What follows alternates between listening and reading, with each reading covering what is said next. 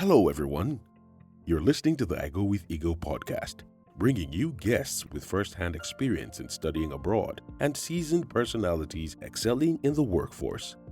We want you to own your journey and be the best you can be.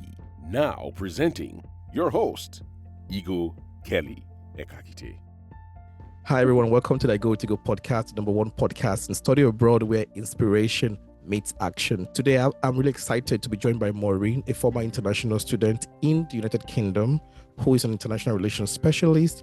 She's an artist, and today we'll dive into how both words have shaped her journey so far. Maureen, welcome to the I Go With Ego podcast. How are you doing today? Hi, Ego. Thank you so much for having me. I am well, thank you. How are you?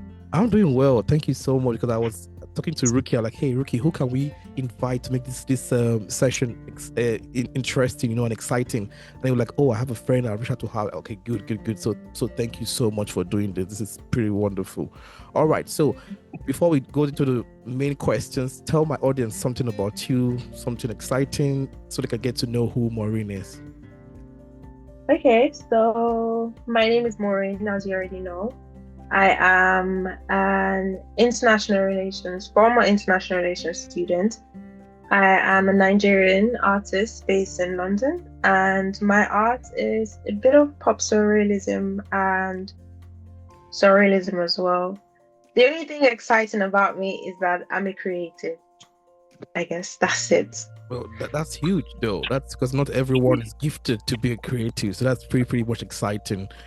So tell me, how did moving to the UK shape your outlook in life, especially as a young Nigerian student coming to a new place? What was the environment and the experience like for you? Well, it certainly opened my eyes to a lot of possibilities, and it actually made me see life differently because, like you said, this was my first time leaving home, and it kind of gave me that independency.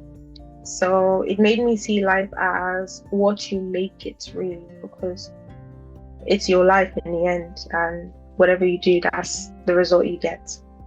I agree, because for me, most of all, the first time we're leaving home is coming to a different country, it's like so far from home, and you're wondering, okay, I'm in this new place, what do I do? Who do I know? Okay, how do I find my way around things? And it's both exciting but also scary at the same time. So how was it for you, though? It was exciting and scary at the same time, and I think I also wanted to figure out myself away from home to see where I stand, and that's me talking about my arts now. And I think that was when I first started to use balloons in my art, because around that time I exactly felt like a balloon. I was scared, I was fragile, and I didn't know where I was going or what I was doing, because at the time I moved, it was during COVID, so everything was different as to how I expected it to be. So I just felt like I was going wherever the wind took me. So hence the balloons. That was exactly how I felt. That's great.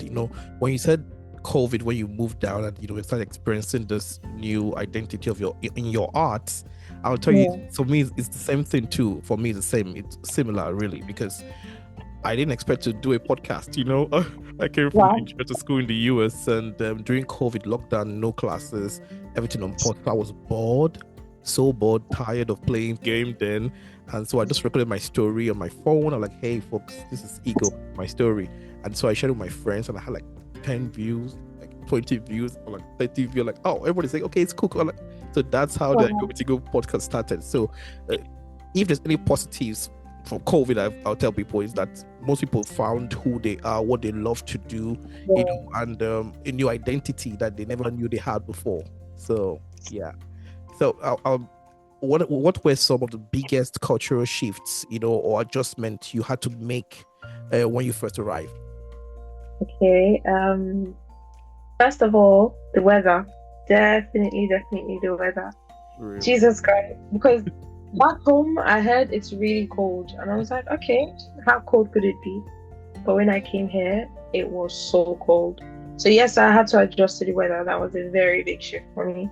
And then another thing was back in Nigeria, there's this sense of community where everyone is kind of like in your business, and because of that, when you need help, you actually find help. So there's that sense of community. Well, as compared to here, it's a bit different because here is like everyone is like individual and independent, and you just have to sort yourself out by yourself. And and also the system is a bit different. So that was what I also kind of adjusted to that because it was a bit fast paced for me because I lived in Delta State, Nigeria most of my life. Okay. And everything was slow, steady and easygoing. But moving here, that was a bit different too. So yeah, those were some of the significant cultural changes, I guess. I just keep finding commonalities in both our stories because I grew up in Delta. I grew up in a small town called Sapele in Delta State.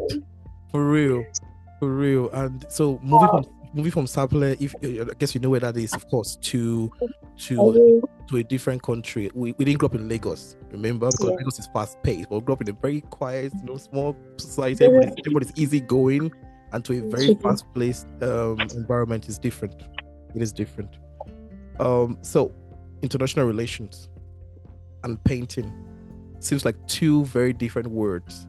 So, how did you manage to balance your artistic skills together with your academics? Well, they seem like two different worlds, but somehow they kind of connect because it's not too far apart. It's like social sciences and the arts. So there's always some sort of connection. Whereas my international relations, I was learning about politics, people, and international struggles, global struggles. I kind of find a way to put that into my art somehow because my art naturally talks about people. I paint people. I talk about migration. I try to talk about my story and extend it to other people's stories.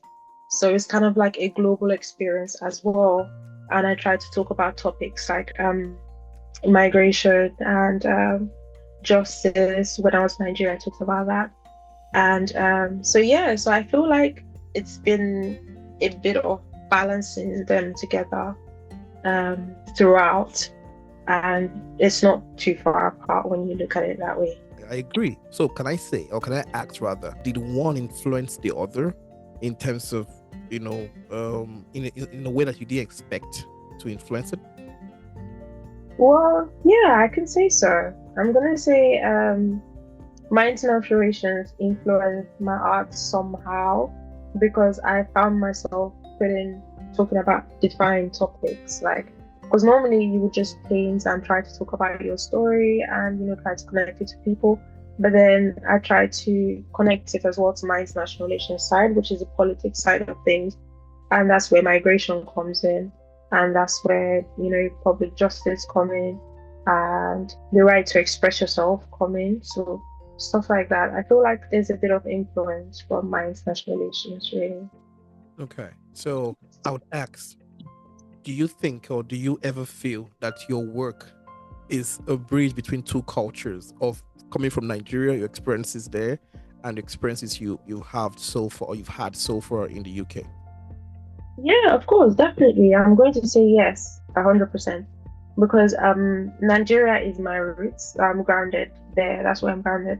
But here, obviously, I live here now, so I am making new memories and getting new experiences. So I try to bridge those two experiences in my work somehow.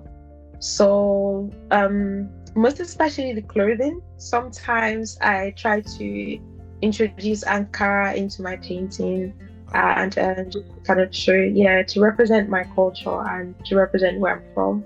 And then you would see puffer jackets in some of my paintings as well because it's really cold and that's not my culture. That's from here. That's my experience here.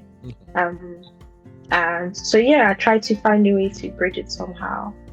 Sure, that's great. I can see the painting behind it, the jacket the guy is wearing. So can you tell us a little bit about the painting? What was in your mind? What does he illustrate for us to know? So this particular painting is called As I Begin This Journey. That's the title. I made it early this year for an exhibition with Nosakari, the London Fashion Week. So Nosakari is a fashion brand. They make bags, and this is the bag that my subject is wearing. And they have a whole story behind the bag making, whereas because Nosakari, that's a Benin name. Yeah. Do you get? And he's here, he's got a fashion house, he's making bags, he's making shoes, he's making fine luxury handwares. So he kind of used his creations to tell stories about how he was able to come from Nigeria, had a dream and was able to pursue his dreams. You know, that resilience and all of that determination, that's what the bag stands for. So when I was invited to do a painting with the bag, their story connected with my story because I came from Nigeria with the mindset of doing international relations because my art was never supported in Nigeria.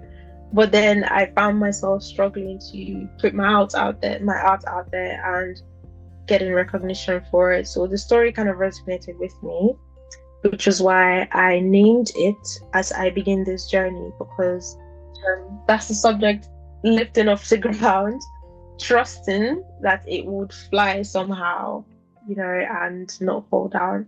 That's some big hopes and some big dreams. So yeah. That's a powerful painting with a powerful statement. We'll stop there. We'll go on a short break. When we come back from the break, we'll continue with the questions about your experience still and your journey as a former international student, as an artist, as a Nigerian living in the United Kingdom. Thank you so much. We'll be right back. The I Go With Ego Pathway to Knowledge initiative is unlocking the potential of Africa's future leaders, one child at a time. This groundbreaking program is igniting hope and transforming lives by opening the doors to quality education for children who need it most. I Go With Ego, an educational consulting company, is on a mission to empower young minds and build brighter futures. Through their innovative initiative, they're connecting underprivileged children with the resources they need to thrive, turning dreams into reality, one child at a time. The Pathway to Knowledge initiative isn't just about providing educational materials or scholarships. It's about empowering dreams and unlocking potential. Every notebook, every pencil, and every opportunity they provide is a stepping stone on the path to greatness. Imagine a young mind filled with curiosity, eager to learn, and brimming with potential. Now imagine that same mind soaring to new heights, breaking barriers, and achieving greatness because someone believed in them. This is the vision that fuels the I Go With Ego Pathway to Knowledge initiative. But they can't do it alone. They need the support of individuals and organizations who share their passion for education and their unwavering belief in the potential of every child. Together, we can create a future where every child has access to quality education, where dreams are nurtured and potential is realized. Join us on this extraordinary journey as we walk the path to transformation with the I Go With Ego Pathway to Knowledge initiative. Let's make a difference, one dream at a time. Hi, everybody. Welcome back from a short break. We still have Maureen here. She's an artist, a former international student in the UK, an international relations specialist. Thank you, Maureen, for still being here. Thank you very much. No worries. Thank you, Igor. Sure. I know there's something my audience will want to know. How did you come to the UK? You know, you said via school. How's the journey like for you? Was it easy? Was it straightforward? What was the obstacles you faced in trying to come study in the UK? Well, for me, the journey it's not so easy, but it was quite smooth and straightforward because I applied for my course and then I got admitted to the course. And soon after, I was preparing my visa, preparing my registration, trying to come in and then receive lectures. But I'm going to say it was a bit different from what I expected because when I came in, it was around COVID period. So obviously no physical contact. And that was quite different because then I couldn't go to physical lectures. We were doing online lectures and we were given like textbooks and digital books to read and everything.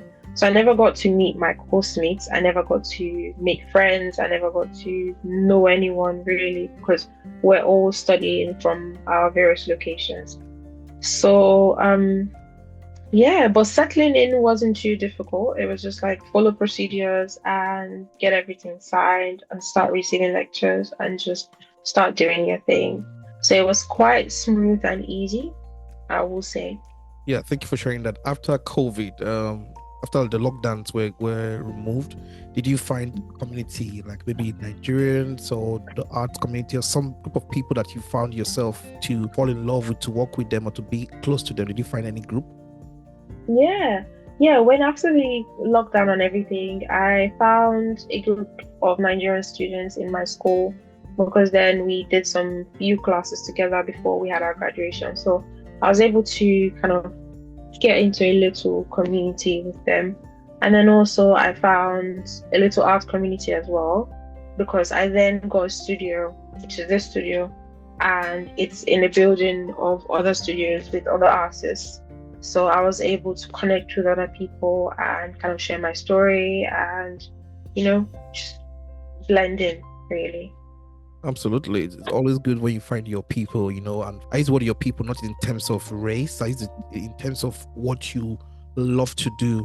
Art. Yeah. Me, when I travel, I like to find which podcast groups do I have around here, just try to fit in. And I love politics, and so I like to go for conferences as well. So that's what I mean by your people. But so let's go back to the arts, because you said something about your arts that in Nigeria nobody really cared much about your arts. So tell me, can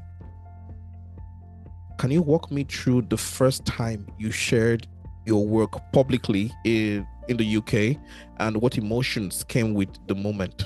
Well, yeah. So the first time I shared my work publicly in the UK was when I had my solo exhibition, my first solo exhibition. Okay. That was sometime last year. And at first I was nervous because that was the first time sharing body of works that I had created for years, showing it to people for the first time in a different setting and in a different environment. But I was really surprised at the outcome because people were very receptive to my work and they really connected to my work. They kind of found themselves in my work and they gave me good constructive feedback, which I'm really, really glad about. So that kind of opened my eyes to how important art can be and how you can connect to people and share your story and share other people's stories. So the emotion for me was overwhelming, but also very good because it went really well. I'm going to say. So, if I may follow up with a question, though, do you think, or is there a piece of the works that you have you felt particularly proud of, or that you were even nervous about?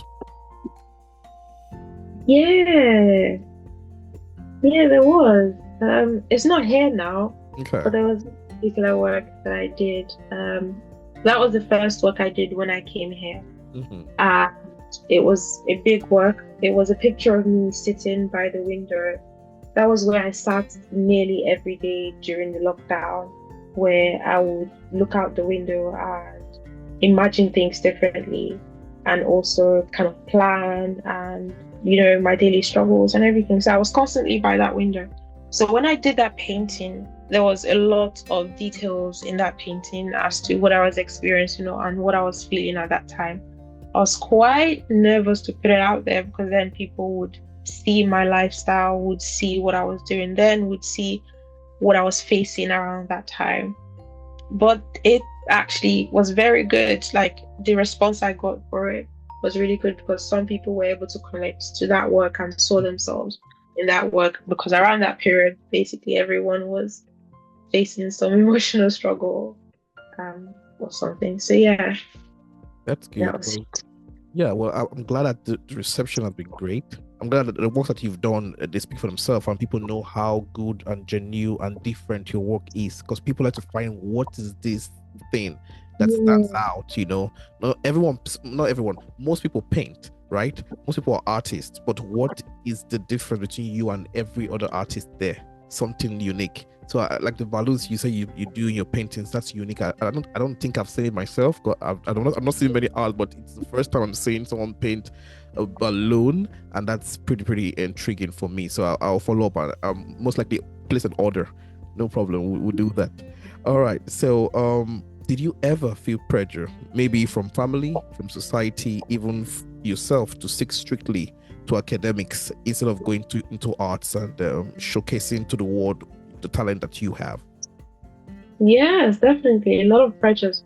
Most especially from my parents. This is not in a bad way, but you know how Nigerian parents can be, where they've got a fixed system and they feel like that's the only system that would work. And if the system is broken, then everything else is just going to fall apart. So my parents really wanted me to study. At first, they wanted me to be a lawyer, but that didn't work out. So for real, same. So they said, "Oh, international relations, because then you would be an ambassador." Yes, let's go for that. And they would never really support my art back in Nigeria. When I was in secondary school, I would always do portraits. I would always paint on the walls of my room. My dad, before I come back from school, my dad would paint over it and cover everything.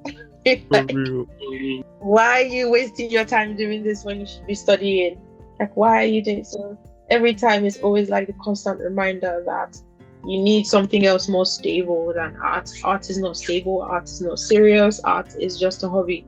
You can have that as a side, but we need you to do something that's more serious with your life. So yes, I get the pressures every time, even till now. I think that's the unique thing about all our parents. It's like they think alike and they just say the same words. Because my mom was like doctor, and then was like lawyer. Do one of those two. It has to be one. You need to have a stable income in your life. Not you traveling, international relations. What will you get there? Who does the father know? What connections do you have? Focus on medicine, on law. But yeah, but that's why we love them still. We still love them because we're able to live our truth, live our lives, do what we want to do, and still just keep providing for them still. Before I let you go, 2 more questions. Now, what advice would you give anyone back home in Africa, around the world, that want to come to a new country, maybe the UK, and to pursue their passion? What advice would you give them? I would say definitely everything is possible, but once you move to a new country, it's a new place, it's a different place. First thing first, you need to be stable.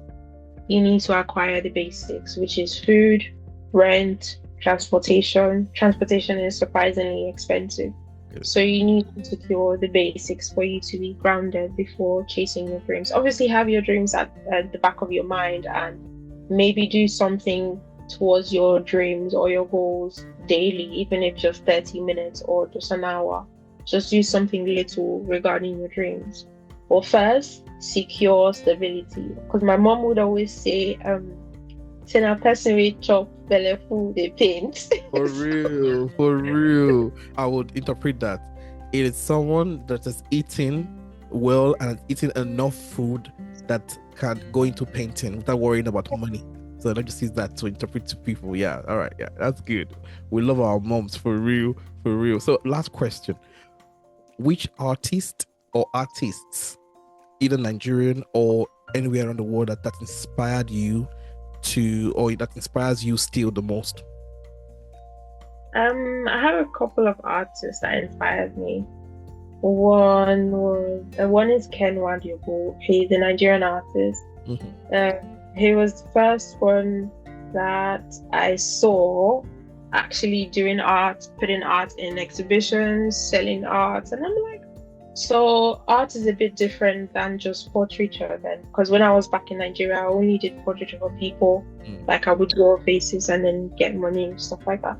But when I saw what he was doing with his art, he was telling a story, he was talking about important issues like politics and what was going on, and he was able to connect to people and sell his art.